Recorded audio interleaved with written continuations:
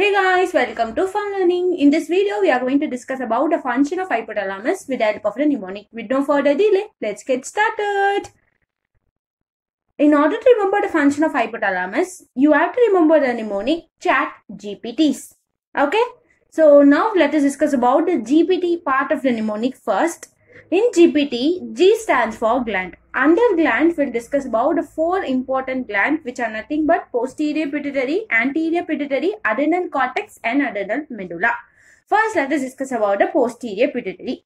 So, under this posterior pituitary, we'll discuss about the two important hormones which is nothing but the antidiuretic hormone and oxytocin.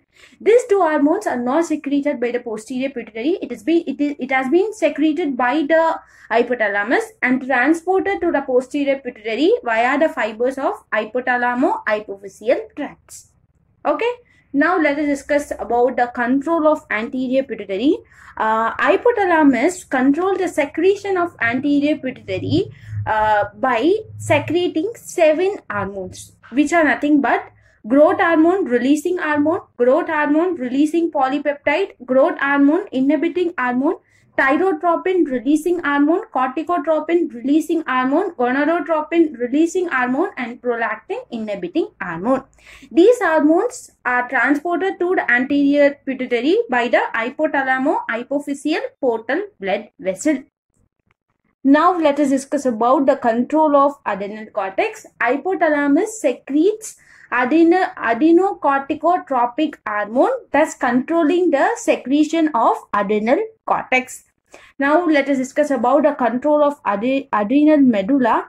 The dorsomedial and posterior hypothalamic nucleus are excited whenever we are emotional. Okay, and this emotional stimuli stimulates the adrenal medulla via the sympathetic fibers, and that in turn result in the release of catecholamine. So, the dorsomedial and posterior hypothalamic nucleus are excited by the emotional stimuli, and these stimuli are transferred to the adrenal medulla through sympathetic fibers, thus resulting in the release of catecholamine. Okay, va? So now let us discuss about the P, which are nothing but the blood pressure. Stimulation of posterior and lateral hypothalamic nucleus will increase the BP as well as the heart rate, whereas the stimulation of preoptic nucleus will decrease the BP as well as the heart rate. Okay, so posterior lateral will increase the BP and heart rate, whereas preoptic nucleus will decrease the BP and heart rate. So GPT la G stands for gland, P stands for blood pressure and T stands for temperature. So we have two type of center in hypothalamus which are nothing but heat gain center, heat loss center. Heat gain center is situated at the posterior hypothalamic nucleus, whereas heat loss center is situated at the preoptic nucleus of anterior hypothalamus. So simply you have to remember posterior hypothalamus is concerned with heat gain, whereas the anterior hypothalamus is responsible for heat loss. Okay. Now let us discuss about the chat part of the mnemonic. In that, C stands for circadian rhythm. So circadian rhythm is nothing but ஒரு 24 hours la நம்ம என்னென்ன activity பண்ணுவோம். For example, night time la we'll sleep, day time la we will wake up, right? So இது ஒரு routine we are following it, and this is known as circadian rhythm. Okay, the suprachiasmatic nucleus of hypothalamus plays an important role in setting the biological clock by its connection with retina via retina hypothalamic fibers. Through the efferent fibers, it sends circadian signal to different parts and maintain the circadian rhythm of sleep, hormonal secretion, thirst, hunger, appetite, etc. Okay, so circadian rhythm is nothing but 24 hours la what all we'll do. For example, morning la we'll wake up, night la we'll sleep, right? So இது எல்லாமே வந்துட்டு, and morning breakfast time la we'll get hungry, so lunch time la again, dinner la again we are getting it. So these are nothing but the circadian rhythm. Okay, and H stands for hunger. So regulation of hunger and food intake.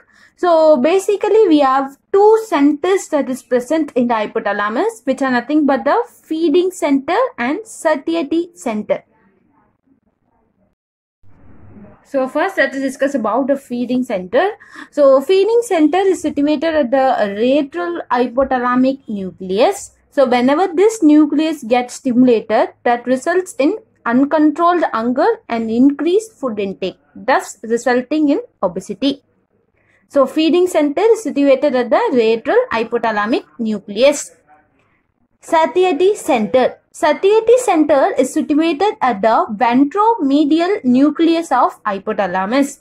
So whenever this nucleus gets stimulated, that results in total loss of appetite and cessation of food intake. Okay. Now let us discuss about the regulation of ANS. So ANS is nothing but autonomic nervous system. This autonomic nervous system has two divisions, namely, which are nothing but the sympathetic division and parasympathetic division.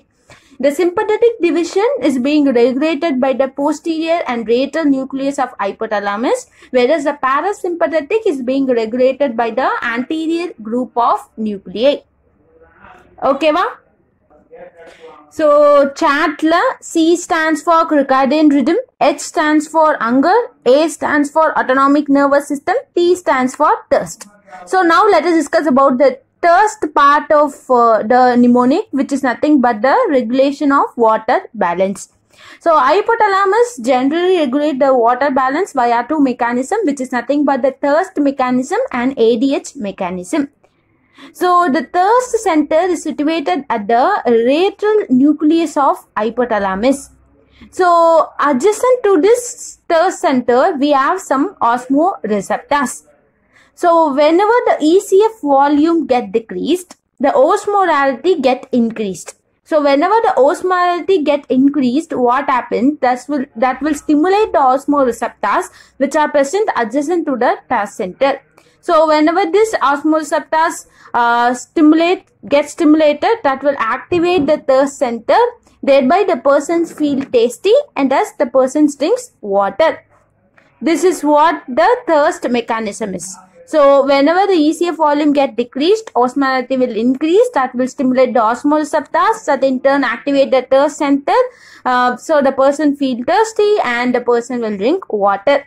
Now let us discuss about the ADH mechanism, which is nothing but the antidiuretic hormone mechanism.